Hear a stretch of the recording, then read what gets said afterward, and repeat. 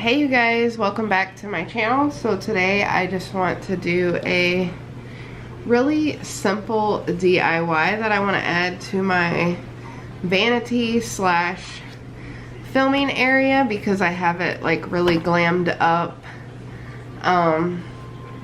So I have it really glammed up to the way that I want it and all that great stuff. So all you're really going to need is some frames. If you have old frames hanging around your house, 5x7s, whatever size you want to use. And all I did was take some images off Google, saved them to my phone, went to Walmart and had them printed off so I could make cute little pictures for my vanity slash makeup area. So let's go ahead. This is extremely easy, simple. So let's go ahead and dive into this bad boy.